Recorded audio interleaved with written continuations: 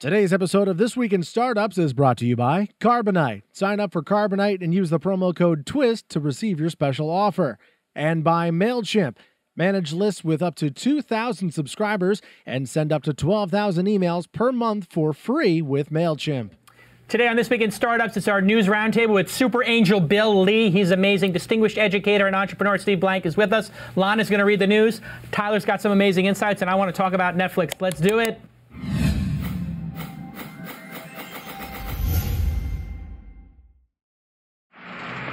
That's what it's all about, man. They said money is the root of all evil. But funny how it feeds my people. Yeah. We ain't gonna live like equals until we get the money, spend the money, and defeat you. Yeah, money is the root of all evil. What? Funny how it feeds my people. Yeah, we ain't gonna live like equals until we get the money, spend the money, and defeat you. Introducing the newest members of the This Week in Startups producer program. It has been a very busy news week, and we've got an amazing program for you today. Two of just awesome entrepreneurs are going to be on the program today. Everybody knows Steve Blank is going to be on the program, and Bill Lee, the Angel.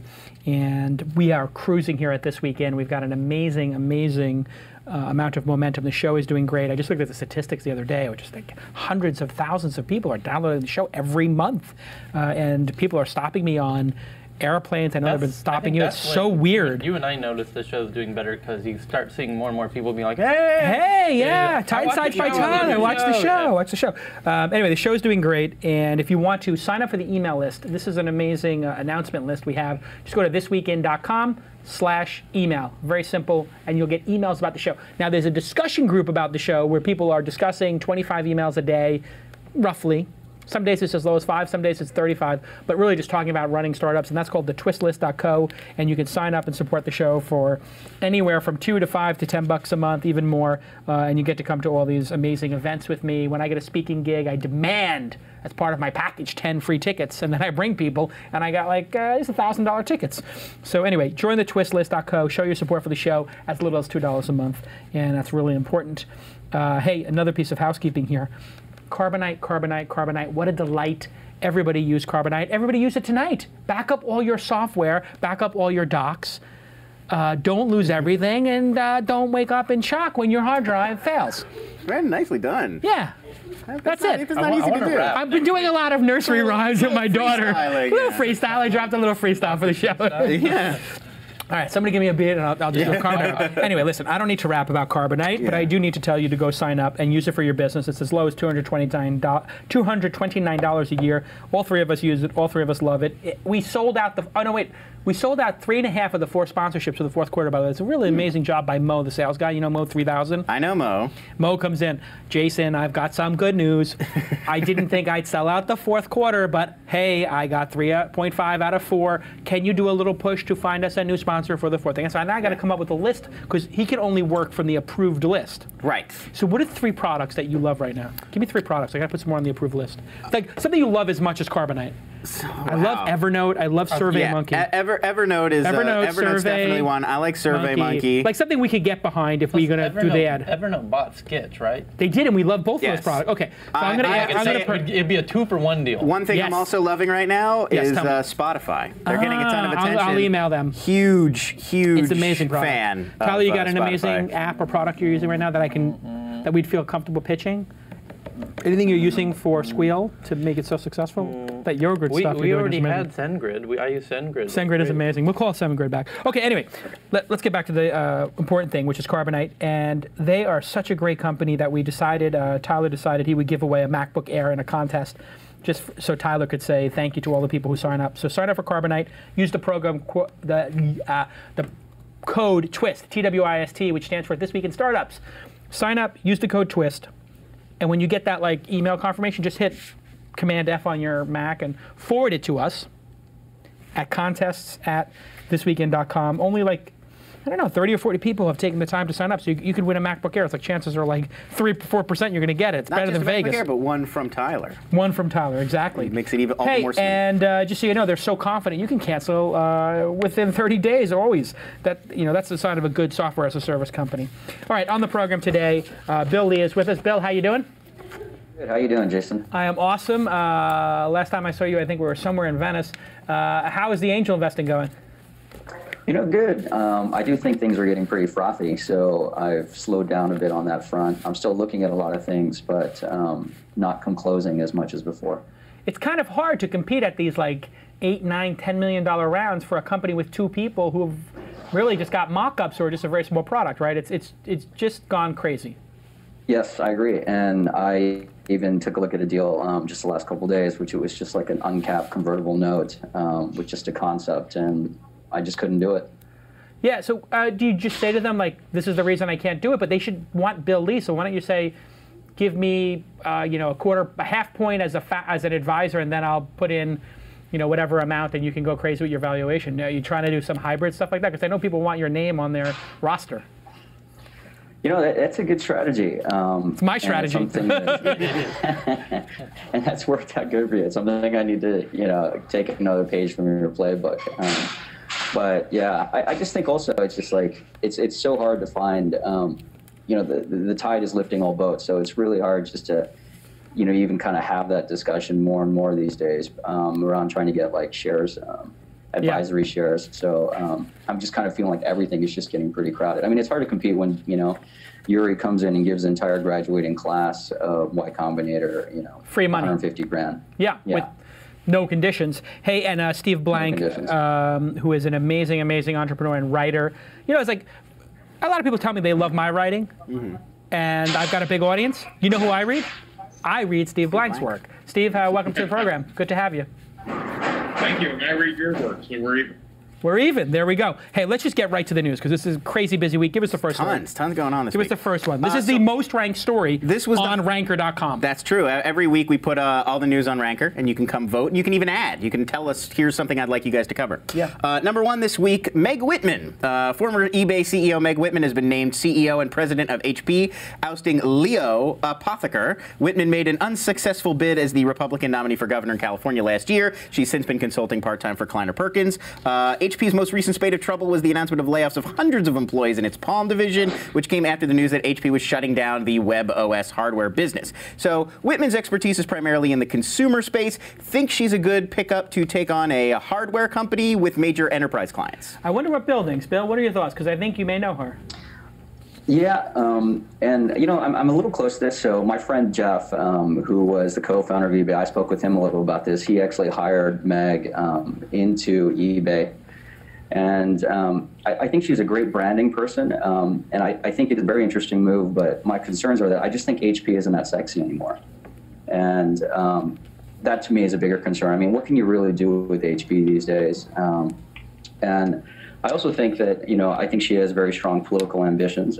It's why she spent over 150 of her own, 150 million of her own money.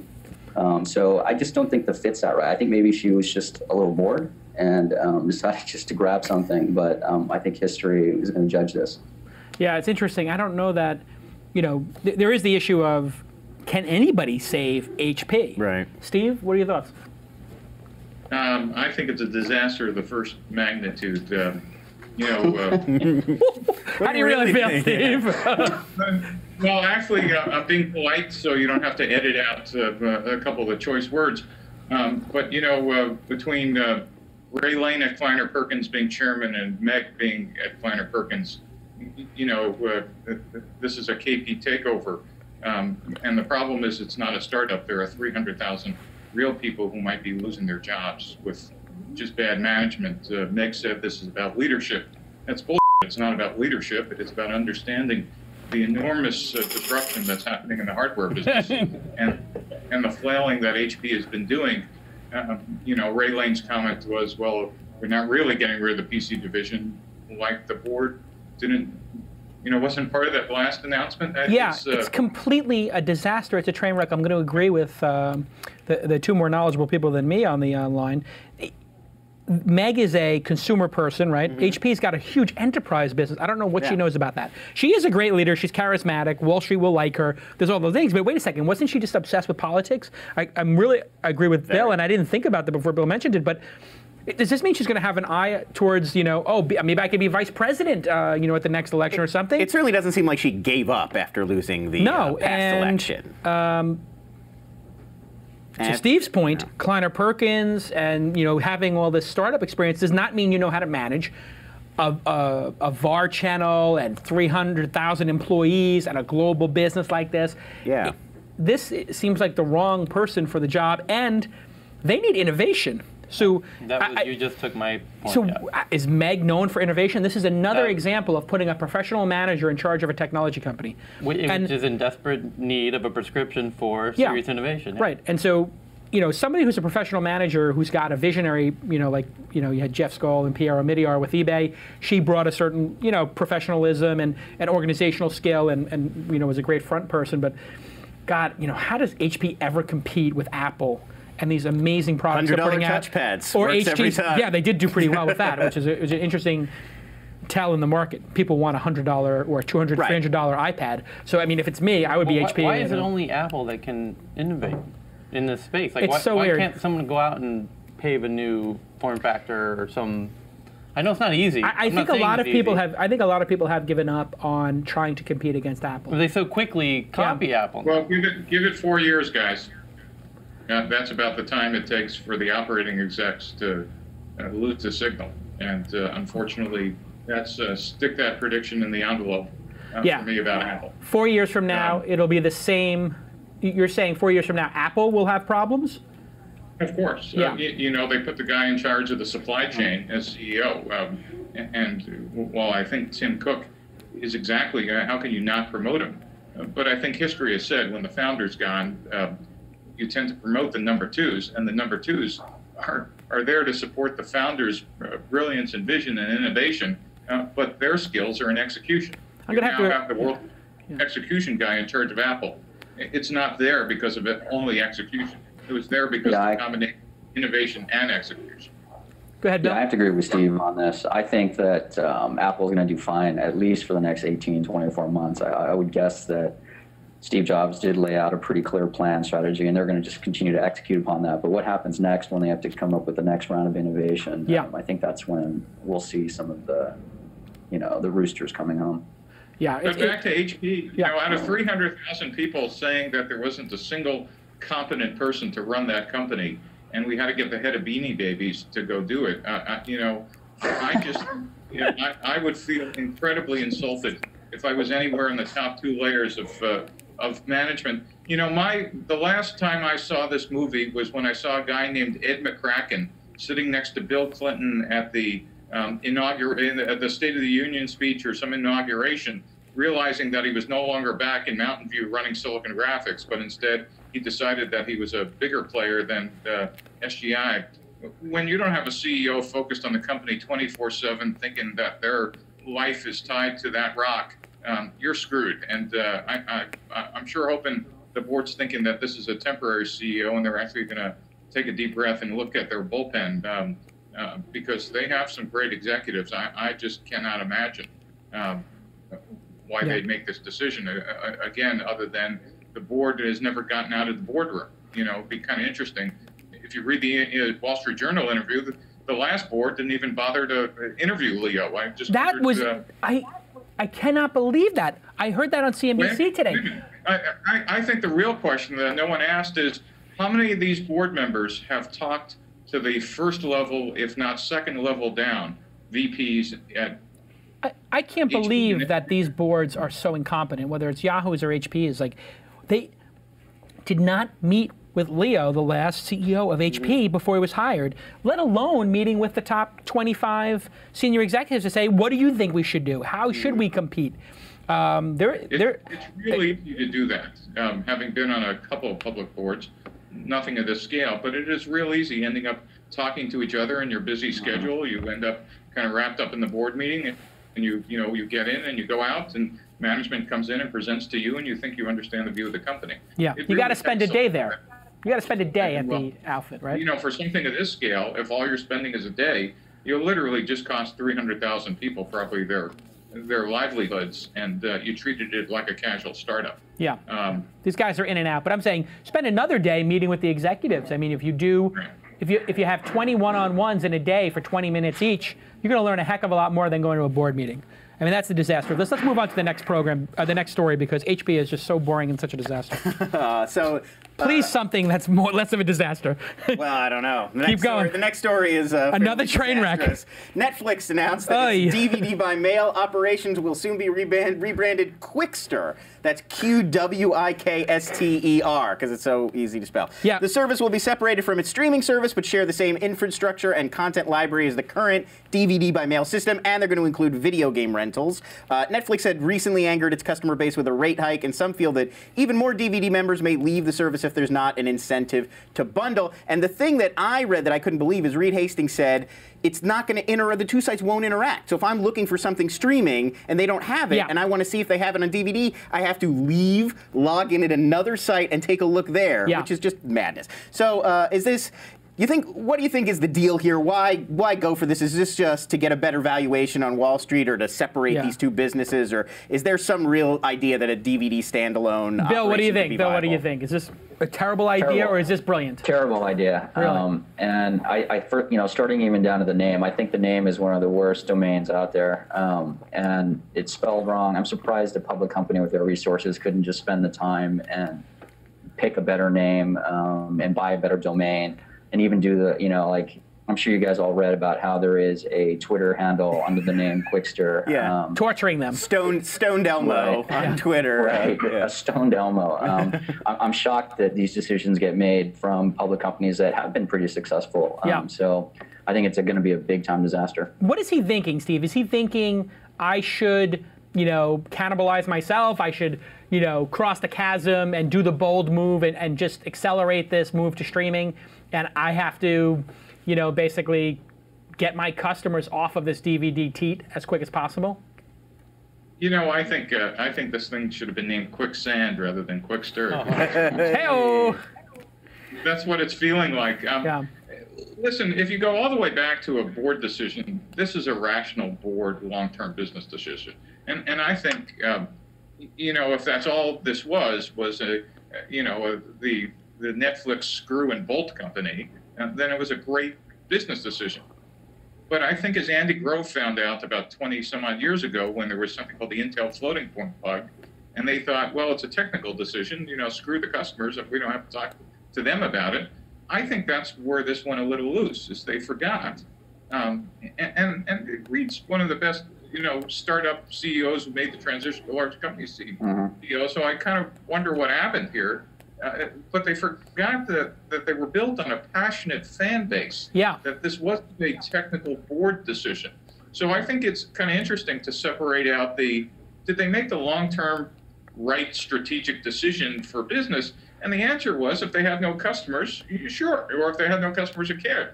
The problem is they forgot that they had actually built a loyal, passionate following, and they essentially fired their customers who had an opinion about whether they wanted to be fired or not. Will he do an apology for his apology? Will he do a triple apology? I think the witness protection program is probably the best. I mean, at this point, he apologized for splitting up the things, and in that apology said, I'm splitting it up even more. Yeah, it was I mean, it's almost like, I am sorry I broke your heart, but let me cheat on you again and break your heart even more. Let me fill you in on what happened since I broke your heart the last time. It also, nothing makes an apology seem less sincere than stopping halfway through. Yeah.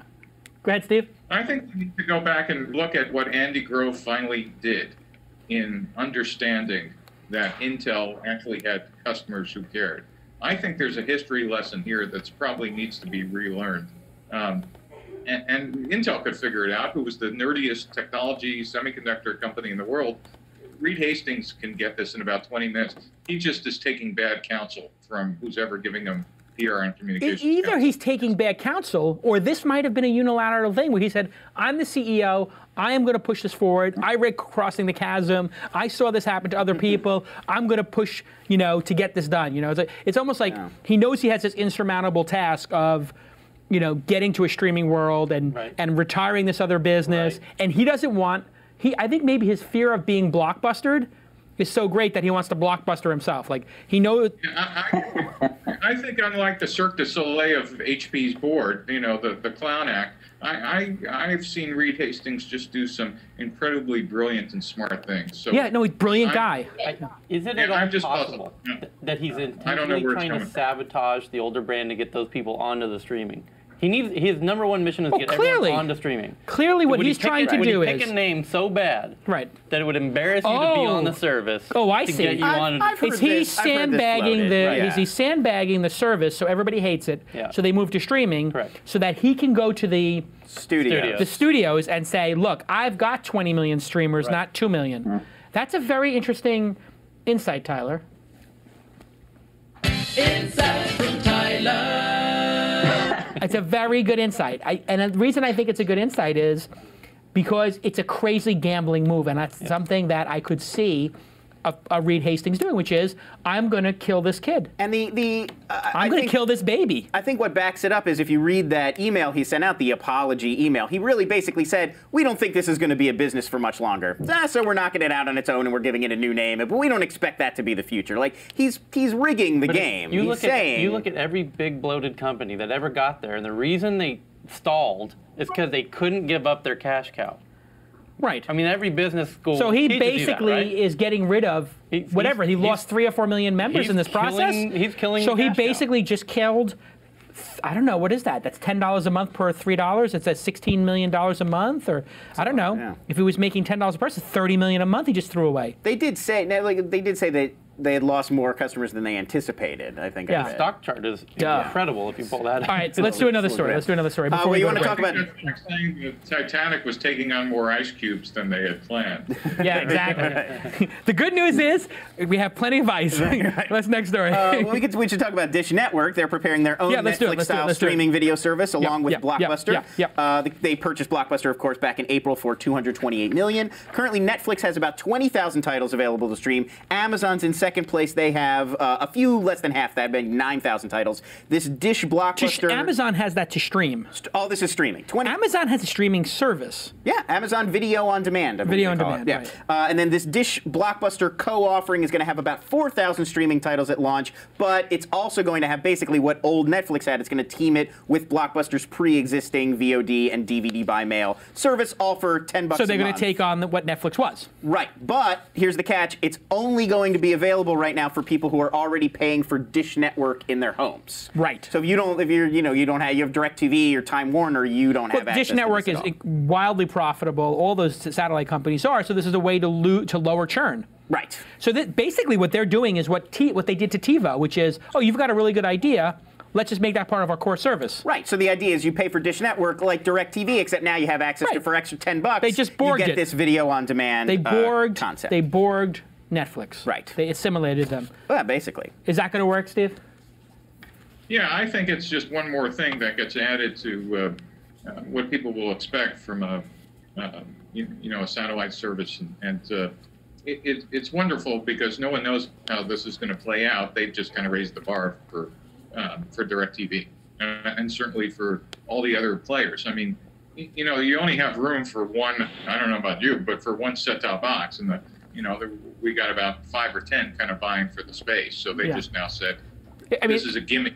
This is a given. Who would go through the trouble of adding TiVo to their 2, 3, 4, 5-room DirecTV installation? I know I wouldn't, and I've got 5 rooms with DirecTV. I spend 150 beans a month with those guys. I was just looking at the bill.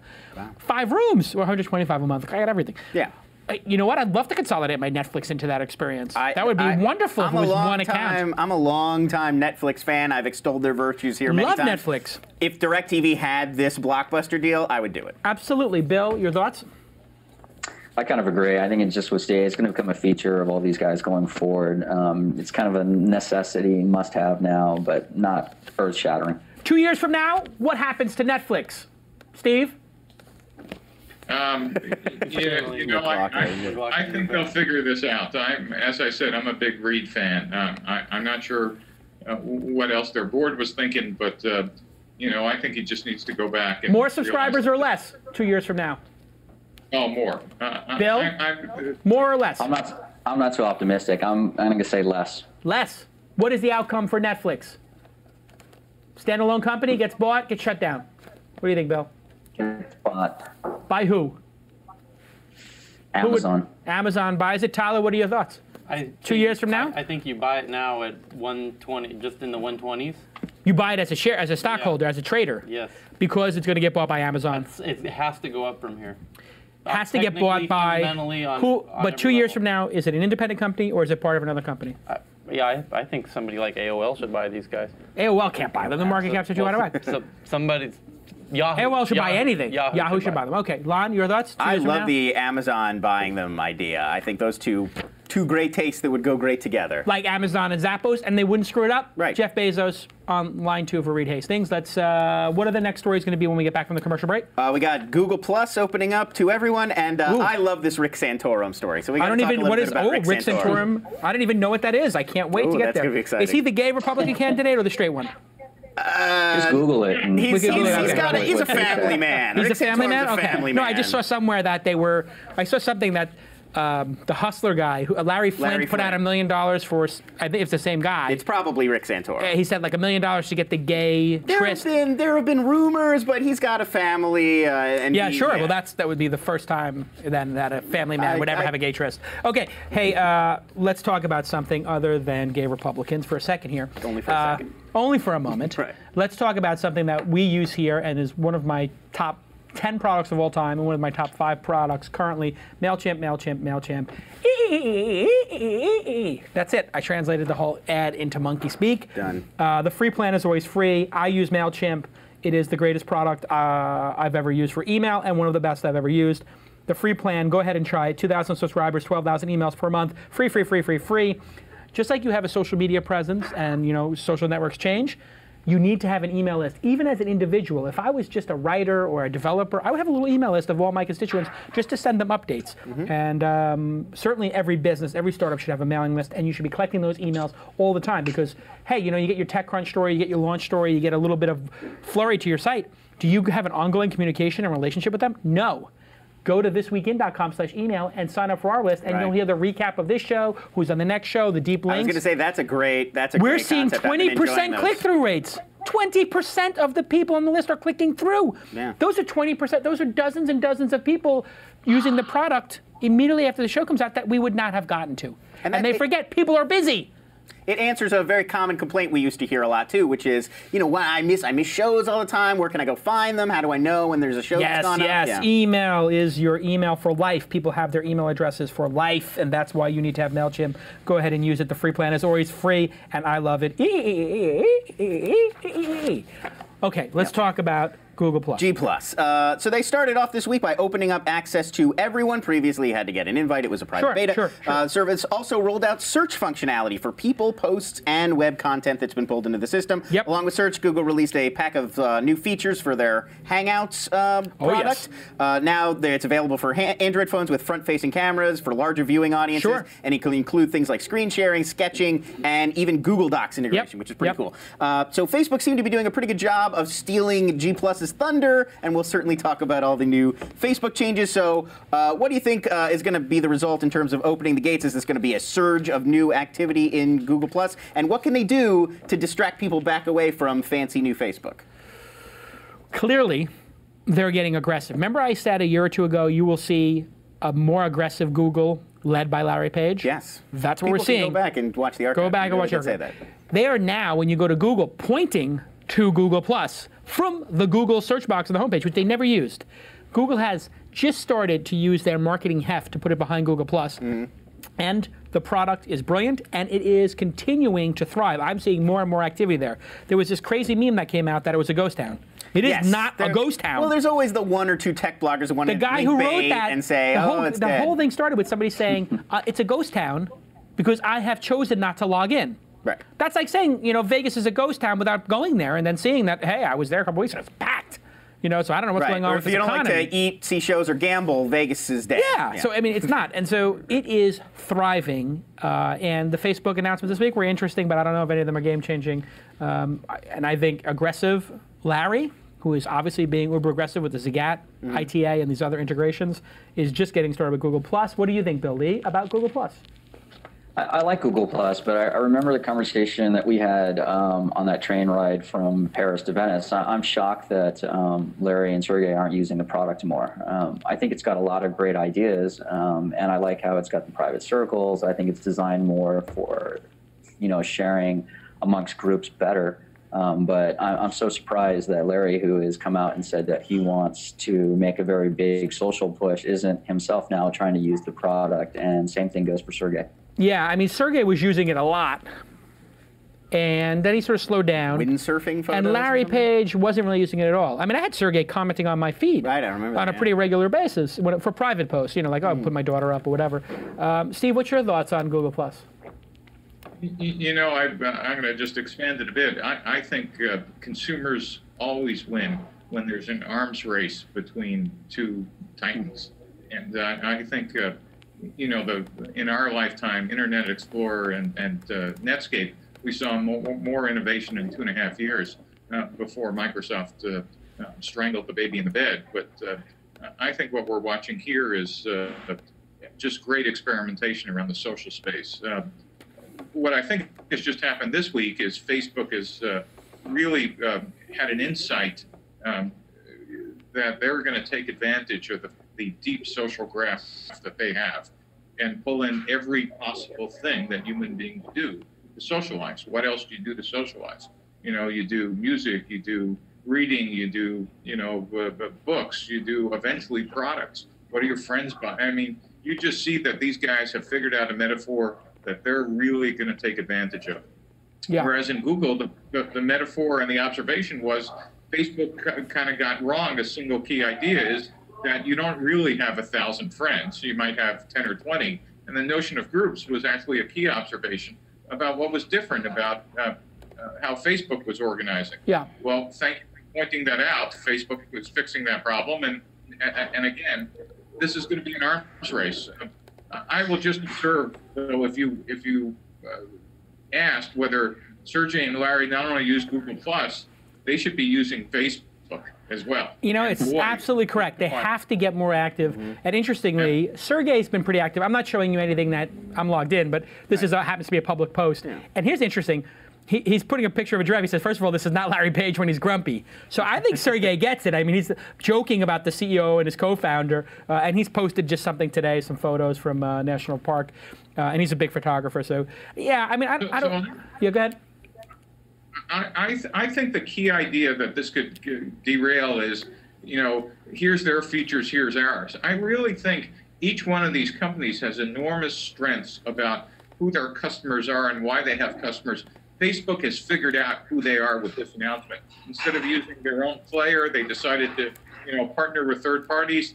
Google needs to figure out, other than just the arrow pointing up, what is it about the Google customer base that they could go leverage to do this? Yeah. Or else they're going to be left in the dust. And you know what? Given that Larry's running the company, I don't think that's going to happen. Yeah, Larry Page is too competitive, aggressive, and has a big vision here. They're going to not give up on Google+. It's a great product, and they are going to pound away at it. And there is this big Microsoft analogy about Google. I don't think they're as cutthroat as they are. I think they want to be, partner friendly. They're just big, and they tend to roll over things. But they will keep building this product out till the cows come home. They're not going to stop. And just like Microsoft Word won in version 5 versus WordPerfect, maybe Google Plus will beat them 5 years from now. But they'll stick with it for 5 years. It feels even more like IE for Microsoft when Microsoft realized, it's not about the desktop anymore, it's about the browser. Right. Oh, we got to get this browser thing figured out, and we're not going to stop. Right. And it was, until we get majority market share, and they did. And then they lost it. Yeah, I mean, nothing is guaranteed in life, Tyler. Here's the other two things. But they did go from a cold start, right, where they had nothing versus Netscape's 100% or 98%, so that's the plus, and destroy that company. Fine. The other thing is no company has ever iterated into social. Apple tried it with Ping. Everyone's dabbled. That was barely a try. barely True, a tribe. but I'm just saying this. And they're not yet iterating to on be seen it. a company iterate into social. Who is the leader of Ping? Who is the person running it? I have no idea. Exactly. Who is the person running Google Plus? Vic and Bradley. Right. Exactly. Good point. However, Facebook, I think Facebook's announcement yesterday was pretty awesome, which we'll get to in a second. The entire thing. We'll talk about it. And I think what happened is Facebook may have gotten a little tweaked, slow, and like they dominated. And now that when Google Plus came out, right, to Steve's point, we are going to be in an arms race. The user is going to win, just like the user won when Microsoft Office came out versus those other things, just like, i.e., the user won versus Netscape. Next story. Well, we'll talk about Facebook. Let's do it. We've been building up. Keep the show moving. We got good pace right now. This week was the F8 Developers Conference. They made a ton of announcements. Perhaps most significantly, the wall is now morphing into Timeline, or it's going to be supplemented by something called Timeline. So the classic wall. Ooh, whoops, somebody put their speaker on. So the classic wall is now going to be more like what they're calling a personal newspaper. It's going to present you the most interesting news, and then they've got that side, like the mini wall in the corner, that's just going to be sort of instant, real-time updates, what people are doing. They call that the ticker. And so that was the basic changes that they made earlier this week. Then they introduced Timeline, which is a curated sort of narrative recounting of your complete life on Facebook. So it goes back to the very beginning, and it sort of curates, picks out individual things to showcase to you, to show you sort of your entire tour of Facebook days gone by. And that's also where the third-party apps live, which they announced they had Spotify and Netflix CEOs both at the event, announcing their new sort of interface within Facebook. And I have to say, on a personal level, the Spotify integration is fairly amazing, I think. So everybody agrees. Originally, these massive changes caused some degree of controversy. There was a lot of complaining about, I've lost control of what I see in my activity feed and what I'm following. So what do you think generally? Do you think they're changing too much too fast and are risking alienating some of their millions and millions of users? Obviously, they don't care about alienating anybody, and they don't care about stealing from anybody, and they don't care about shutting anything down and starting over. I agree. This little, timeline of activity, which they stole from Instagram and other places that have had this a long time before they did. Yes. This ticker is brilliant, and as you can see, I'm pulling up my live Facebook page. This ability to pull up what other people are listening to. And then hit that play button. And hit that play button is great. They're building another walled garden. I don't think people should be participating in the internet. Facebook. I think that this is the demise of startups. And if you participate in this, it's like participating in your own death. You're basically giving over your power, your brand, and the open web to a closed system. To use it to pull out users and to build your brand, fine.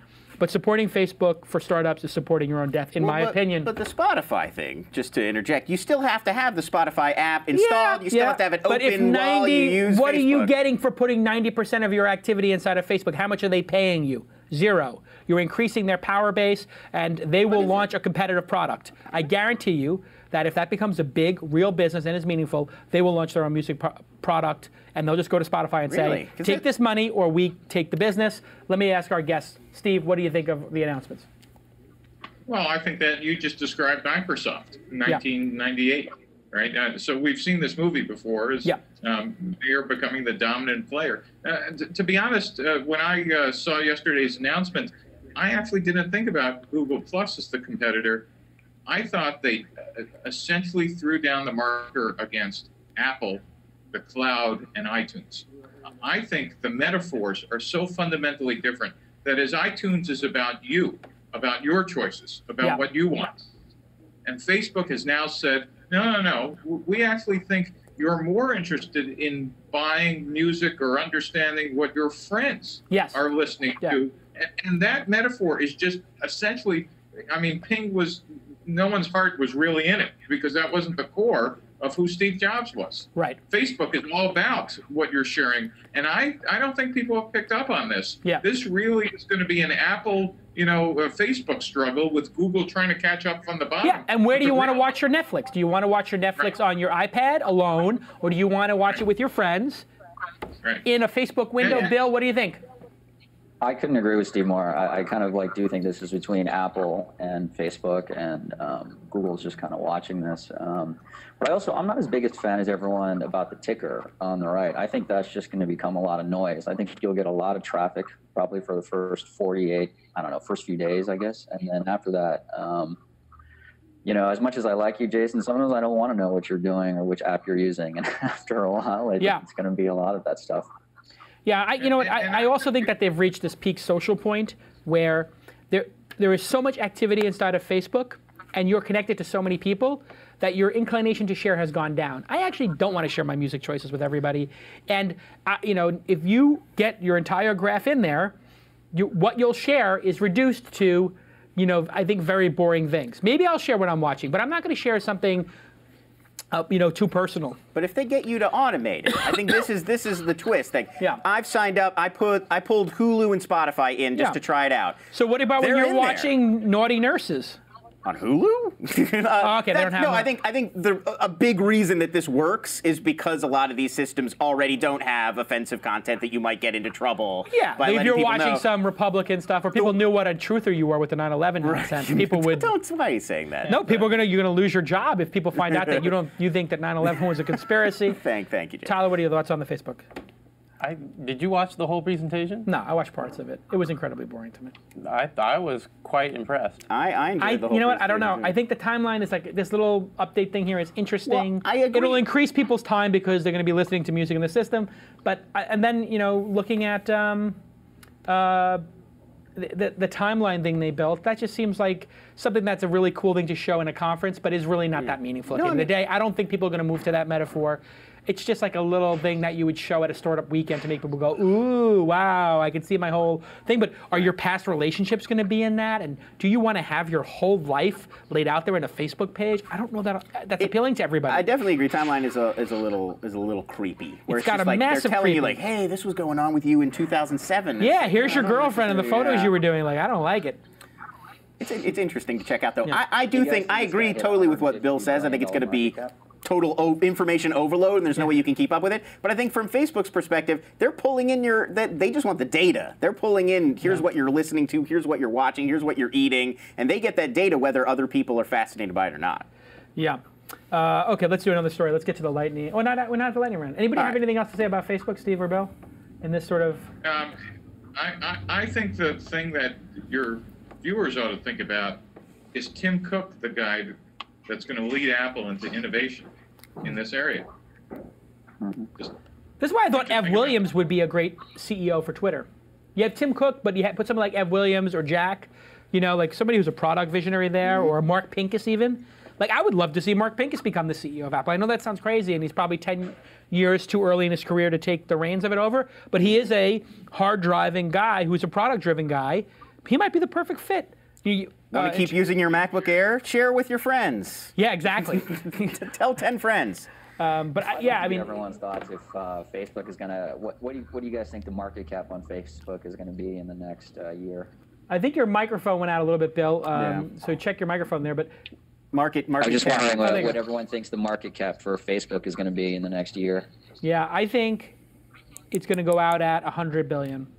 And maybe peak at 120. Really depends on the float, because it's going to.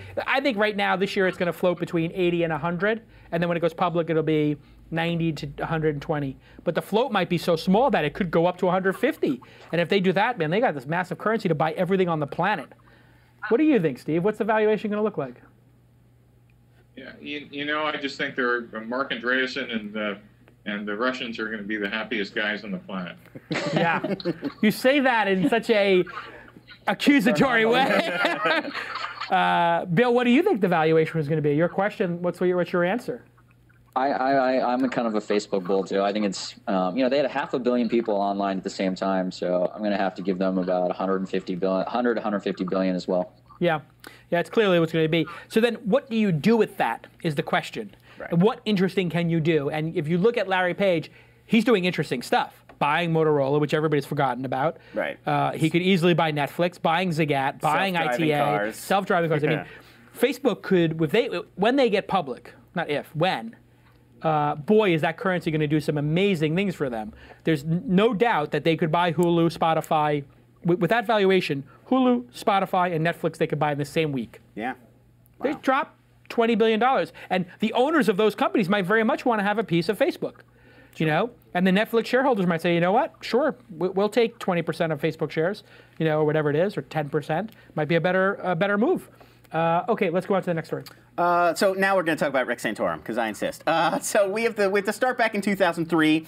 Santorum gave an interview, and he compared homosexuality to polygamy, adultery, incest, and bestiality. It gave rise to the famous man-on-dog comparison. He said, if we allow gay marriage, we're on a slippery slope that could lead to man-on-dog legal relationships. Whoa. Dan Savage, the well-known sex columnist, did not like this, so he encouraged his readers. I don't like it. Let's spread around a new definition for the word Santorum. I'm definitely going to have to put like $100 in the swear jar if I actually talk about it, but it's a somewhat obscene, kind of gross definition for this word that's very sexual and inappropriate. Well, give it to us in a clinical sense. Say it in a clinical way. It is the mixture of lubricant and fecal matter that results... Lubricant and a... So a Santorum... Santorum now refers to the combination of lube and fecal matter that sometimes results from having anal sex. So that mixture of those two elements would be a Santorum. That's called Santorum. And there's this website called spreadingsantorum.com that provides that definition and gives this backstory. And what Rick Santorum is now upset about is, to this day, if you search Santorum, just the word, on Google, spreadingsantorum.com is the first result that comes up, and the second result that comes up is a Wikipedia page about the new definition of Santorum. God. All right, so to all my followers, immediately right now, I would like you all to link to spreadingsantorum.com. Spreadingsantorum.com. So this is from 2003, so it's been around forever, and Google clearly has no intention of altering the results. Let me pull the bat signal. I pull my bat signal up. Whoop. Right. All of my friends at Lulz, my loyal soldiers at Lulz and Anonymous, my loyal soldiers, I am giving you a direct order. I would like you to redirect Rick Santorum's official site, hack it and redirect it to Spreading Santorum, and you have my official permission to do this illegal activity. That is a joke. If I say, if I give people instructions on how to do, and tell them, I command them to do something illegal, a group of people that nobody knows, right? But then I give the disclaimer at the end, it's a joke. It's not a joke. And then I say it's not a joke, but then I say it is a joke. I think the rule Am I covered? I think the rule is a rational person would have to know that you're joking. Okay. And that's the baseline. I think that's the baseline. I'm not joking. I'm seriously joking. Okay. So anyway, Santorum is now lobbying Google to change it. The quote is, quote, to have a business allow that type of filth to be purveyed through the website is something that they say they can't handle, but I suspect that's not true. And he also said if this was Joe Biden, they would have changed it already. Like they're prejudiced against him for not being a that's not Democrat. true, because they had the same issue when it came to Nazi stuff as well. And and they did remove, I believe, there was an offensive term that was being linked to George W. Bush's page, like massive failure or incompetent or something, and they changed that. Anyway. But I mean, the page is suggestive, but I mean, it looks like a coffee stain, and it's just a definition. So I mean, God, does Rick Santorum have something better to work on? Anyway, guys, what do you think of a Santorum? Guys, no comment. If you could please discuss Santorum. So you know, given I'm a public official in the state of California, I'm definitely going to pass. Yeah. But what do you think about Google? Should Google remove Google bombs? This is a Google bomb. No, actually, this was not. This is the result of people legitimately linking to this page and talking about this situation. So should Google change your algorithm when an offensive page outranks the official page? What would you do as CEO, Bill? Well, that question's a little bit loaded if you phrased it that way.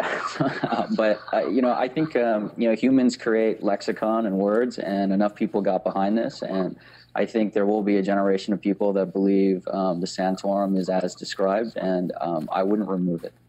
Right. That's what Google's arguing. Well, and people Google are legitimately looking for this. But so so basically what Google is saying is, if you can out-algorithm our algorithm, if you can do it, you're so smart that you can create a meme, then we will let our search results suffer.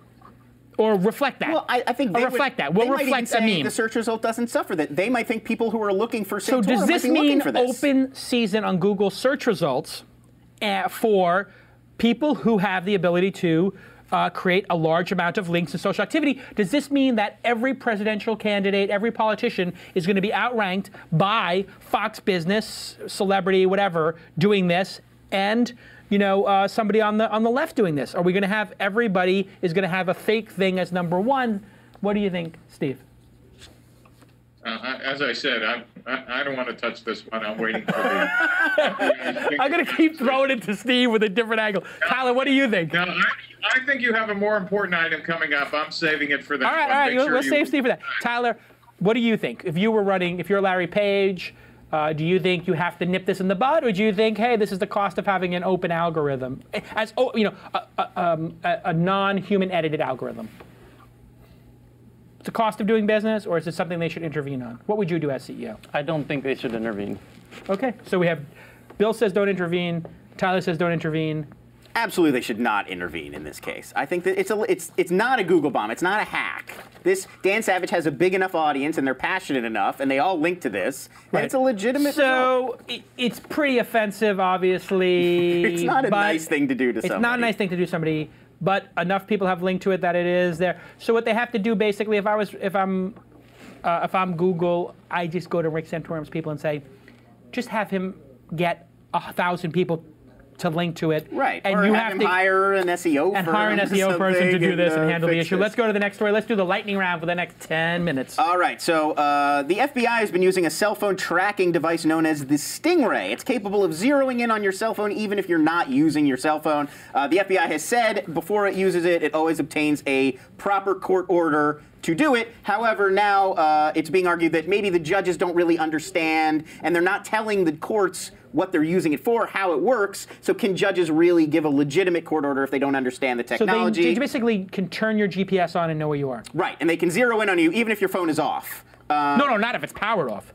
Right, but even if you're not, it's not in a call. You're right. not. It's just in your pocket. Right. But if I have my location services off?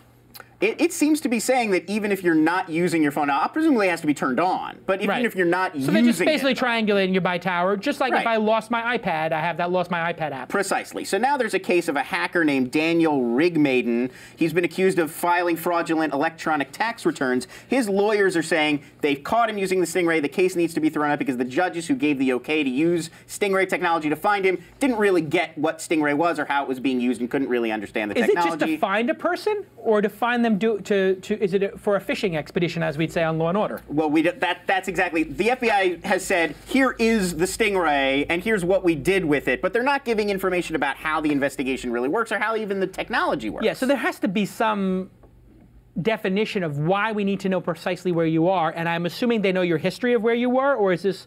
Because they can subpoena that too, right? I've seen that on Law and Order as well. Right, that they can track where your activities that day, precisely. So does the FBI, in the interest of national security or preventing crime, have a right to keep technology and their techniques and the way they're using it a secret even from the court system? Steve, are you willing to discuss this one?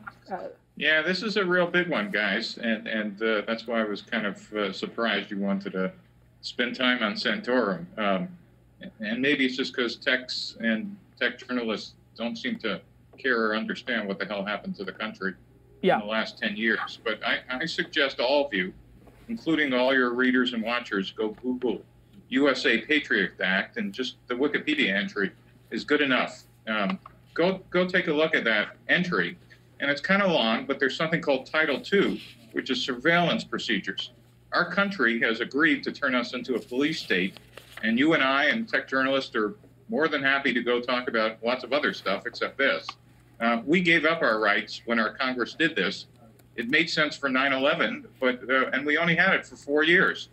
But because of the political climate in this country, we've reauthorized it twice, given that there's no threat, anything worse than 9/11. We've given up all our rights. And if you want to go read something scarier, then go Google Title II of the USA Patriot Act, and you'll go see all the sections. Section 206, roving surveillance authority. Section 203, ability to share criminal investigation procedures. We gave up access to records, Section 215, roving wiretaps, information sharing. This is, you're talking about the device, but the device is just a symptom of something that, as citizens, we no longer have the same rights we had when you guys were born or when you were kids. It's gone. Thinking that this is the big deal is the device. Oh no, we've screwed ourselves by being passive and not talking about this.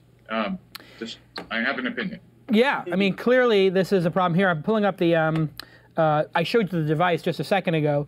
Here we go. Law enforcement officials are quietly using gadgets referred to generically as Stingrays to locate cell phones as part of investigative work. Often the device is used in a vehicle along with a computer with mapping software. The Stingray system, which mimics a cell phone tower, gets a target phone to connect to it. Very interesting. Once the cell phone is detected by the Stingray, the phone signal strength is measured. And the vehicle can then move to another location and measure the phone strength. And then, obviously, by collecting signal strength in several locations, the system can triangulate and map the phone's location. Pretty obvious triangulation software. And here is the actual, I guess, Stingray device. Yeah, I see, that's what the device is. And so one of the other things as citizens you should know is, if the government can do this, hackers are already doing it and doing it en masse. It really is. How do we, I guess the question is, how do we unravel the Patriot Act? How, and if Obama was anti-Patriot Act and was anti-Guantanamo, and they brought him into office and they showed him, you know, the secret papers that said, hey, you should be scared because a nuke's going to go off, or whatever they did to him, they flipped Obama. And now he is totally in support of this and keeping Guantanamo going, and he's in charge, totally supportive of military tribunals. And hey, maybe Obama's fine with waterboarding. Who knows? What did they show him that scared the hell out of him so much? What do you think, Bill? What's your take on all of this, Bill? I don't know what they showed him to scare him, but, you know, so Jeff just made a movie, Countdown to Zero, which talks about the proliferation of nuclear weapons, and they probably showed him something scary related to that. But I'm in violent agreement with Steve. I think we are unfortunately on our way to a police state, and I just don't know a way out of this. I think there are some imminent threats that keep, you know, smart people like Obama scared. And I just think we're just marching that way. And I just wonder how many subpoena requests that Facebook gets every day for information. And that's stuff that they're turning over. So I don't know, write down, you know, that's my opinion on it. So what is this Countdown to Zero? I'm looking at it right now. Here's the trailer. Can you guys pull up my audio? Guys in the control room? Is my audio playing to the audience? Yes, it is, or no? Can the audience hear the trailer or no? You tell me. Audience in the chat room? Yes or no? No, okay, so then what I need to do is just put my volume on here, and I just put my microphone. Seizures that I'm aware of were caught by luck. At a Russian naval base in the early 1990s, potatoes were guarded better. Iran, North Korea, they are prepared to start trading nuclear weapons technology. The objective of Al-Qaeda is to, quote, kill 4 million Americans. You're not going to get to kill 4 million people by hijacking airplanes and crashing them into buildings. The United States launched a rocket from Norway to study the Northern Lights. We told the Russians that we were going to launch that rocket, but somebody in Moscow forgot to pass word on it. The Russians actually opened up the command and control launch codes button, put it on the desk, and said, we're under attack. Fortunately, Yeltsin wasn't drunk, and he didn't believe what the military was telling him. Wow, I got to see this film. I didn't even. Is this out? This is another. It hasn't got distribution yet, but you know, the punchline is, you know, and also there's just a very credible Middle East threat. And I just was talking about Jeff about this a couple of days ago, and so there are just these rogue elements that, unfortunately, a lot of, you know, I think I'd like to call them smart, reasonable people think are real, and that's why we are still seeing this advancement of Stingray and approval of, you know, very invasive, you know, freedom limiting stuff. So, you know, rock in a hard place. Have you seen the film yet, Bill? I have not seen the film. I've read the stuff that it was based on, talked with Jeff a lot about it, but it hasn't reached mass distribution yet, no. And so, Steve, if there is a credible threat of a nuclear attack in the United States, and you were aware of it, would you change your position that we have to roll back Patriot Act? Well, you know, you're using the argument that everybody uses who, it's a red herring and a rat hole at the same time. This imminent threat's been around since the beginning of nuclear weapons. But the United States had a set of laws that said our intelligence agencies couldn't spy on American citizens, period. The Patriot Act took that away. You no longer have the same rights you were born with. You didn't get to vote on this. some individuals have made that decision. And what I don't think you and your readers understand is that there are now 850,000 Americans working on top secret clearances. There are 33 new building complexes for top secret work that have just been built since 9/11 in 10,000 locations throughout the country. Yeah. We've turned into a nation of that J. Edgar Hoover couldn't have even imagined. And there's an amazing Frontline documentary on this I just saw. And we use the glib words you just used to say, well, therefore it's all justified, rather well, than having an intelligent conversation. Steve, is it glib or is it reality? Yeah. Is it glib or reality? It's in fact worse than glib, because gee, isn't this technology cool? Look at the stinger. Gee, how does it affect you as an individual? Rather than what's happened to our country. Right. And when the debate is taken to the lowest common denominator with emotional push buttons, we've really lost sight of what we have here in this country and what's happened to it. So how do you frame the debate while taking in the realistic chance that somebody could obtain a nuclear bomb? I mean, is it a 1% chance or a 25% chance? Do we know? There's a realistic chance you could choke on a ham sandwich, but we don't have surgeons standing by. There's a set of risks that the country needs to decide about what they want to take. But the debate has always been in the dark. There's always been these scary stories that says, hey, here's what can happen to you. See, we need unlimited power. Right. And that's what we've given our intelligence agencies to spy on Americans. And so maybe it's okay to have this technology, but a more open debate would be the proper complement to it, and for maybe sharing the information of exactly how at risk are we as a country, so we can have a dialogue about this, and maybe we could vote on if we want to give up our rights for this. What do you think, Lon? I think the one error or mistake in our thinking so far was assuming that Obama was really being sincere when he was running for president, saying, I want to get rid of all of the Patriot Act stuff. And I think he always has believed in a very strong executive, and he's always believed in a strong central government. And I think he like almost every other federal politician, is in favor of more ability to sort of monitor and surveil. The cost for I wish I could be more optimistic about us being able to actually get this to a vote or turn this around, but I think the post 9/11 climate was just so panicked, and everybody was just so willing to give up their rights. Can we build tools to route around this? In terms of technology, is there going to be a market for a phone that can't be Stingrayed, or for anonymizers? That strikes me as a much VPNs. more. I mean, is that a business opportunity, Bill? Yeah. Can we build technology to anonymize? I'm certain that's going to happen. Is there a market for it, though? Will consumers embrace this? You know, if Steve's passionate about it, I'm passionate about it, we're all passionate about our privacy, but will they actually pay money to privatize, to make their information transfer more private? You could buy a VPN for $10 a month right now. People don't do it. I don't think people are. I think humans in general are kind of like lemmings. Yeah. And I'm shocked by how much they're already sharing on Facebook and allowing these social relationships to be. I mean, that is true. That's a good point.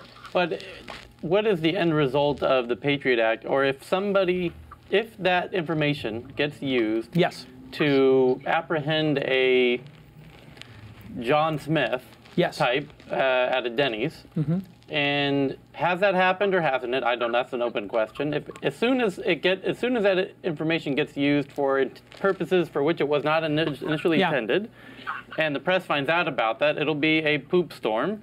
Save myself $10.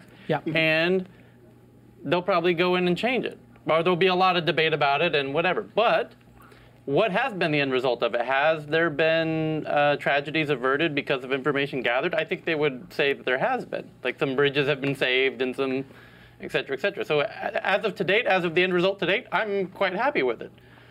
You're happy with the surveillance because we haven't had a 9/11. No, I'm not happy with the surveillance. You're happy with law enforcement, and you're happy that there's been no 9/11. I'm just happy with the end result of this policy thus far. As far as but you don't know if it correlates. I don't know. Causation. I don't know the details of how many bridges have been saved and how many kind of. That's Steve's point, is that we need to have a better dialogue about this. Yes. I mean, is that your point, Steve? Is that if we can have an intelligent dialogue of exactly what the risks are, maybe a little more transparency about it, and maybe we vote on, which of these things we want to give up and what we're willing to give up, you would be a little bit happier about that. You know, guys, let me remind you that, you know, there's only been one 9/11 in 200 and some odd years of the country. And we managed to preserve our rights. I grew up when the Soviet Union had, you know, 10,000 ICBMs pointed at the U.S., and we still didn't have the Patriot Act. Those were loaded with weapons to destroy the entire country. Yeah, and the world. Yeah, I mean, it's a fair point. Yeah, we still kept our freedoms. I just want to remind you that in the Cold War, the threat was a lot more imminent, a lot more real. That's how I started my career. Yeah. And we never discussed curtailing the individual rights of Americans because the Soviet Union, in 15 minutes, could have turned this into radioactive wasteland. Not a city, the entire country. Yeah. Yet somehow we decided when we panicked. Steve makes a very strong case. I agree. I agree. Yeah, but I think the difference between back then and now is that I can understand the 9/11 panic. Yeah. But the fact that we reauthorized this stuff twice, is a set of congressmen without balls who have sold out the Constitution without ever having courage to deal with it. Bill, you had something. Yeah, I mean, I think the difference, Steve, between then and now is it's so much easier now to engage in weapons of mass destruction. During the Cold War, you couldn't go out as easily and just acquire, like, you know, nuclear, plutonium, and any of these things to make enriched, you know, weapons, or even just like, you know, stuff like, you know, biomedical stuff. And we're just in a different environment. You're just factually incorrect, Bill. You're just factually incorrect. Really? Explain, Steve.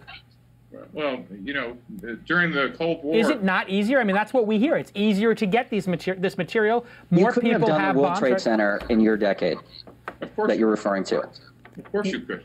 Then why didn't they? They were just as angry back then? Of course they were. You know, again, I think somebody said it earlier, confusing cause and effect here, and then to justify the results is just kind of a really bad thing for this country. I'm not suggesting you wouldn't come up with a series of things that you might need, but no one is having that conversation of what do we need and why. Everybody's throwing out a series of disconnected, you know, semi-factoids that really have no connection to reality. See, I like the old days better. In the old days, we kept everybody's right. There was this appearance that everybody's rights were being protected or whatever, and then you had this group People of. went to jail. But you just there were people in the CIA or in the FBI or the military when they captured somebody who was a terrorist and was too dangerous. He died in the capture. There was a firefight. Somebody got buried. You didn't even know about it. And these guys just made unilateral decisions. Right. Like these military guys or these sort of like cloak and dagger. Osama killed, buried at sea, never see the body. And for every one of those, how many of those? Anyway, it's a very complicated issue. We have to keep this dialogue going.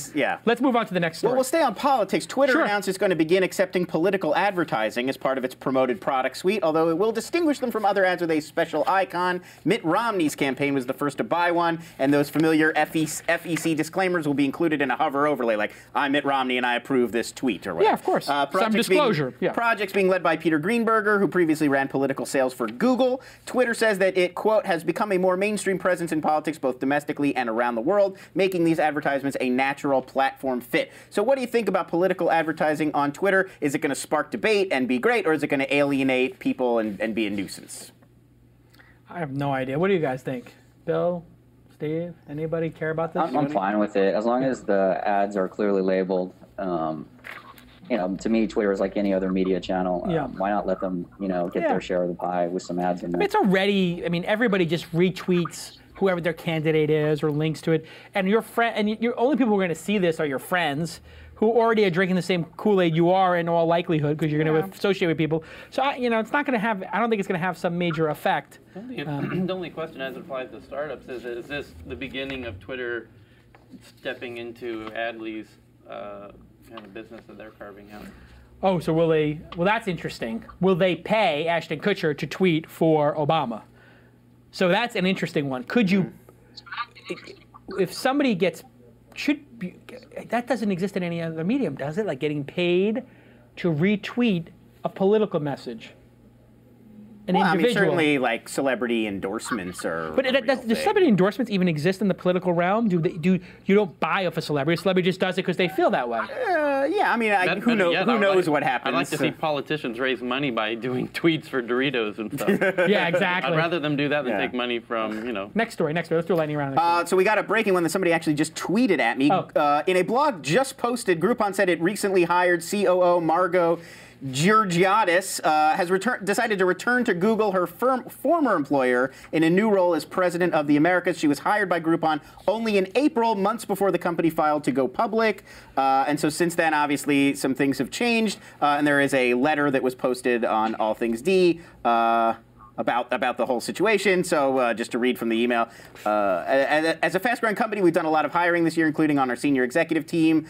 Since the beginning of this year, we've made a total of 8 additions, 57% of the executive team. It would have been great if I could say that we batted 1,000, but that's rarely the case. After 5 months at Groupon, Margo Georgiadis, our CEO, has decided to return to COO. COO, excuse me. Another big defection, another problem. Yeah, it's just another hit for Groupon. You know, this is what happens when you go fast. Bill, what are your thoughts on Groupon? Are you own any Groupon shares? Would you buy them right now? What's the valuation of this company? I would not buy them. I was actually never a Groupon fan. I just didn't believe in the model. And I actually had a startup that was selling them customer acquisition, and I could see the writing on the wall about a year ago because the startup was just getting so much revenue from Groupon and other people in that space, but that revenue has since disappeared in the last. They have stopped spending. I can tell you that from they have stopped spending. Yeah, I mean, we saw a drop at Mahalo because we had coupon pages and tons of Groupon. And they were paying $4, $5 on the acquisition front. I think it started at 8, went down to 4. But they were acquiring customers and emails for a decent amount, and they were paying a lot for clicks. And all those ads are gone, and they had KGB deals, Living Social. All those guys were fighting it out for every piece of AdSense inventory, and now it's gone. Steve, you long or short Groupon? Have you ever bought a Groupon in your life, Steve? Never. Right. No. So you're not the audience for it anyway. But you're not long the short, long the company, short the company. What do you think? No, it's nice though that Google found a company it could hire from, given that half of Facebook came from Google. Yeah, I think that Groupon is going to go very close to going public and get bought by Google still. And I think it will be one of these situations where they're just going to go, you know what? This business works better as a feature, as a component of Google's local business, and maybe really them going public and pushing the envelope to get there and building this big presence. I think the business can work if it has scale. Right. And if you take out the acquisition cost, this massive acquisition cost, it becomes a brilliant business. Who doesn't have to pay for acquisition cost? Yahoo, Google, Facebook, Bing. Those guys already have their people there. Let's go to the last story before. And by the way, right after this last story, we're going to do a live switch for the first time to This Week in Social Media and Rob Tercek show in Studio B. That's exciting. It's very exciting. In-app purchases via iTunes have apparently been failing in a big way for about the last 10 hours or so. App creators who depend on this heavily taxed income are getting antsy. It's unconfirmed, but possible that the problem may be connected to fake purchase receipts getting into the system, whatever the cause. Whoa! One developer told Engadget that the failure is, quote, losing lots of sales for apps that use receipt verification and is, quote, threatening to more or less take down the entire IAP ecosystem. So some developers haven't been able to process any in-app payments for over 10 hours, and it's been confirmed that Zynga is included in this group. Bill, you have any information on this? Yeah, I'm actually an investor of 2 of the top grossing iPhone apps, and I can say that that's cost those companies about tens of thousands of dollars since the last. It started about 6 p.m. yesterday. Jeez. So it's real. Apple hasn't really made an announcement about it, but at this time, they cannot process in-app purchases. Wow, that is crazy. And the app economy now is billions of dollars on the iTunes platform. Mahalo is all in for apps. I mean, we've been pushing very hard there in that ecosystem. And that's really, I mean, is Apple qualified to run cloud-based services at this point?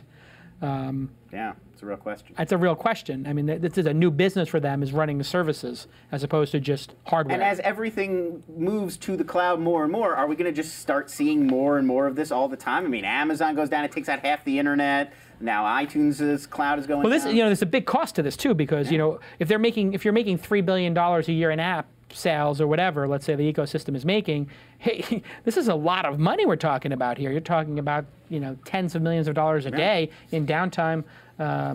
Steve, you think Apple is going to successfully be a cloud provider of cloud services? I think we're going to see that experiment in 2 weeks, so we can answer it when we come back. Yeah. You know, I think there's a difference between, obviously, the hardware, you know, they've been building that out for a while, versus are the services, and is their metaphor correct on how you're going to use, you know, music in the cloud. And as I said earlier, we're now going to see the Facebook social model and the Apple kind of around you model. And portable versus desktop as well. I mean, Facebook is primarily a desktop experience.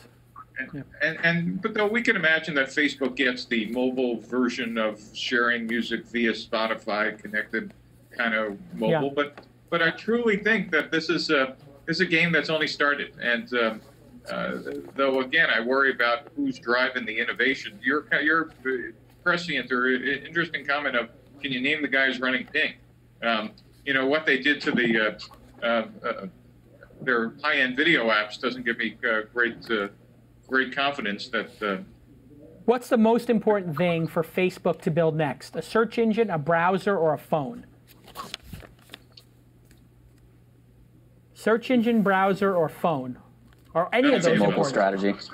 You think they should have? Should they actually buy a hardware manufacturer, buy HTC and build it in? Should they have an actual Facebook device? I don't know if they should. Go ahead, Steve. I don't think they should build a device necessarily, but they need a concrete mobile strategy.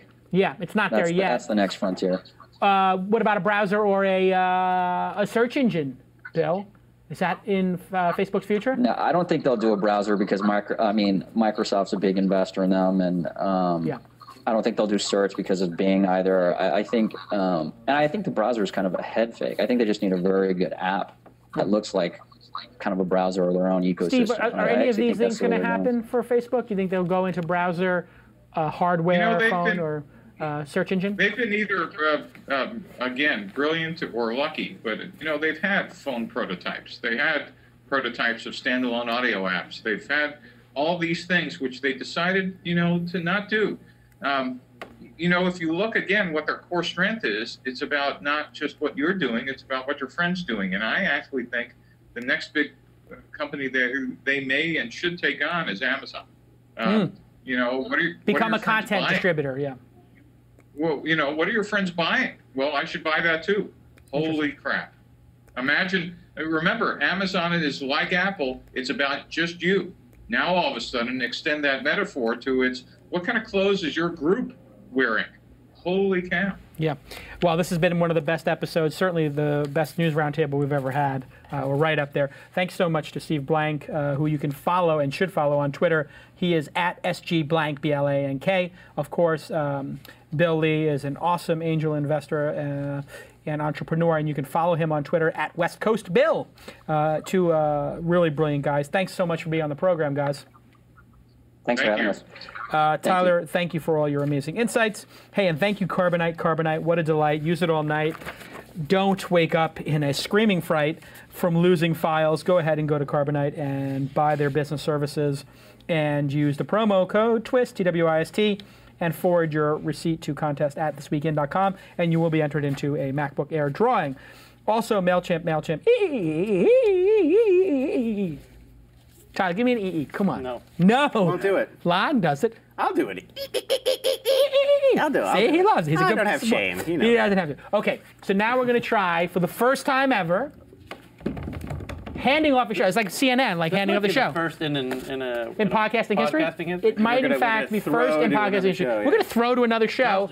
So, guys, are we ready to throw the show? We have to, I'm not getting, oh, hey, Rob Tercek, can you hear me? I can totally hear you. I'm psyched. We're going to get started here. This is unbelievable. I am sitting here in the This Week in studio. You are next door in the This Week in Social Media studio. How is This Week in Social Media doing? We're doing fantastically well. We got a great show this week. Who is going to be on your show today, right now? Marshall Kilpatrick is going to join us, and he's going to talk to us about all this great news we had from Facebook, and of course other news and social media. And we've got 3 companies telling us about social viewing or social TV, which is a big topic. Social TV, I'm fascinated by that. I am totally going to stay tuned. So good luck with the program, and I'll see everybody next time on This Week in Startups. That's cool. Thanks.